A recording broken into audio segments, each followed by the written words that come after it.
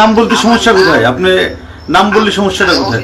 আপনার নাম আমি যদি কোনোদিন আমার নাম বলি, আপনার বাসায় আপনার সামনে আইকে বলবো। আমার বাপ যদি আমাকে জন্ম দিয়ে থাকে, বাংলাদেশ আওয়ামী লীগ আবার ফিরবে এবং ভয়ঙ্কর হবে। এই জামাতের যত বংশ বীজ আছে না, তত বীজ আছে না, আমরা তো ইন্ডিয়া ভাইয়া আসতে পারছি।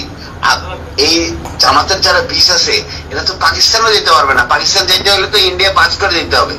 হ্যাঁ, এয়ারেও যেতে পারবে না, কোন দিক দিয়ে যেতে পারবে না। কোথায় যাবে? হ্যাঁ, আমরা তো সবাই বেঁচে আছি। হয়তো বা কিছু লোকজন নিরীহ কিছু নেতা কর্মীদের উপর অত্যাচার করে মেরে ফেলানো হয়েছে। হ্যাঁ, ম্যাক্সিমাম বেঁচে আছি। কিন্তু বাংলাদেশ আওয়ামী লীগের 4 কোটির উপরে নেতা কর্মী আছে, একদম নেতা কর্মী। এর মধ্যে হয়তো বা 50 লাখ মারতে পারবে, 3.5 কোটি বেঁচে আছে। কোথায় যাবে? বাসা থেকে না, মাটির 50 হাত নিচে থাকলেও জামাতের চেয়ে ডেঞ্জারাস ভাবে ওদেরকে মৃত্যু দিব। ওরা কি মারছে, ওরা হচ্ছে ভয়ঙ্কর ভাবে মারবো। এটা প্রশাসনের লোক হোক, আর্মির লোক হোক, আর ওই রাজনৈতিক নেতা কর্মী হোক, কাউরে মাফ করবো না। মনে রেখেন আপনি। ওসি সাহেব, আপনাকে আমি বললাম, আপনার উত্তরা থানার যে কটা সাব ইন্সপেক্টর আমাদের আওয়ামী লীগের নেতা কর্মীদের অত্যাচার করতেছে, ওদের পরিবার সুদ্ধা কানবে, বসে বসে রাস্তায় বসে বসে কানবে। আপনি আমাকে সুনির্দিষ্ট ভাবে দেখান যে কারোর উপরে কোনো নির্যাতন আমার লোকজন করছে কিনা, আমি তাদের বিরুদ্ধে অবস্থায় ছিলাম।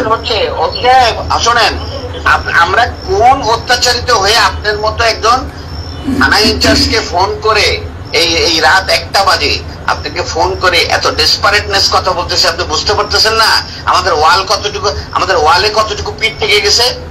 হ্যাঁ, আমরা কিন্তু মার্ডার মামলার আসামি, 47টা মার্ডার মামলার আসামি। জানিও না কয়টা মার্ডার করছি। হ্যাঁ, আমি কিন্তু জানিও না যে আমি কয়টা মামলা করছি। কিন্তু আপনারা আমাদের নামে একটি মামলাও, আপনার একটি মামলাও কিন্তু পুলিশবাদী মামলা না। ওসি সাহেব, পুলিশি মামলাগুলো নিছে বিনা তদন্তে। হ্যাঁ, একটা আইন কাঠামোতে কোনোদিন বিনা তদন্তে কোনো মামলা হয় না। আপনার পুলিশ এতগুলো মারা গেল, কই আপনার তো একটা মামলা ফাইল করতে বলেন না আজ পর্যন্ত। ওসি সাহেব, এটা তো আমাদের ব্যর্থতা।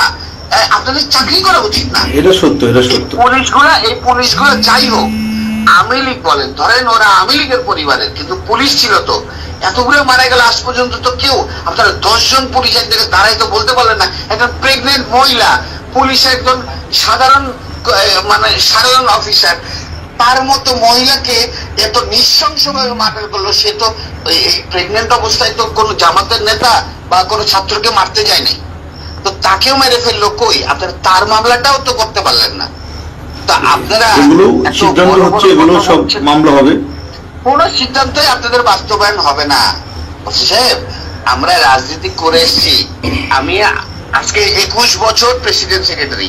আমার কি ওই ধারণা নাই বাংলাদেশের রাজনীতি কোন দেশের মানে কথায় চলে? আমেরিকা কয়দিন সেভ করবে সাহেব? ঠিক আছে, আমরা ছোট চাকরি করি, ছোট মানুষ। আপনি করেন, আপনি আমার থানা যে না আপনার তো ছোট মানুষ, কিন্তু আপনার কার্যক্রম তো বড় বড়। আপনার কার্যক্রম ঠিক করেন সাহেব। হ্যাঁ, আল্লাহর কসম, আমার কার্যক্রম যদি কোনো অপরাধ থাকে, এটা আমার কর্তৃপক্ষ বা আমার উপরে আছে সে দেখবে। তবে আমার কোনো অফিসার যদি অন্যায় করে থাকে, আপনি সেটা আমাকে দেন, আমি সেটা দেব। আমার বিরুদ্ধে যদি কোনো অভিযোগ থাকে সেটা দেন, আমি সেটা জবাব দেব। ওসি সাহেব, আপনার বেতন কিন্তু আপনার ঊর্ধ্বতন কর্মকর্তা দেয় না। আপনার বেতন কিন্তু বাংলাদেশ গণপ্রজাতন্ত্রী সরকার, বাংলাদেশ প্রজাতন্ত্রী সরকার, মানে আমি যদি কোনো আপনি প্রায় 10 মিনিট কথা বললেন আমার সাথে, এর মধ্যে যদি একটি অভিযোগ আমার বিরুদ্ধে দেখান যে আপনি দেখাতে পারছেন কিনা, এভাবে গড়ে কথা বললে তো হবে না। আমি আপনাকে প্রমাণ, আপনি পরিচয়টাও দেন নাই, আপনি পরিচয়টাও দেন নাই। আমি আপনাকে আমার সম্পূর্ণ ডিটেইলস বলছি, শুধু নাম বলি না। নাম বলতে সমস্যা কোথায়? আপনি নাম বললে সমস্যাটা কোথায়? আপনার নাম আমি যদি কোনোদিন আমার নাম বলি, আপনার বাসায় আপনার সামনে আইকে বলবো। আমার বাপ যদি আমাকে জন্ম দিয়ে থাকে, আগামী 2 মাসের মধ্যে যদি আপনার কার্যক্রম এরকম থাকে, আপনার বাসায় আপনার সামনে যদি না বলতে পারি, আমার বাবা আমারে জন্ম দেয় নাই। ঠিক আছে, আমি অপেক্ষায় থাকলাম, আপনি আসেন। হ্যাঁ, আমি আপনাকে মনে রাখেন, আপনি আরেকবার আরো যদি এরকম আপনার কার্যক্রম চলে, আগামী 2 মাসের মধ্যে আপনার সঙ্গে আমার একদম সরাসরি দেখা হবে। এবং আমার নাম আপনার যদি সরাসরি আপনার মনে না থাকে, আমার বাপ আমার জন্ম দেয়নি। ঠিক আছে, আপনি আসেন, 2 মাস সময় ওয়েট করুন। আর্মির হেল্প নিয়েন আপনি ওসি সাহেব।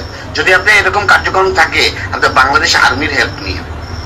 ঠিক আছে, অপেক্ষা করলাম আমরা। মনে আসেন। রেখেন। জি জি। Thank you, sir.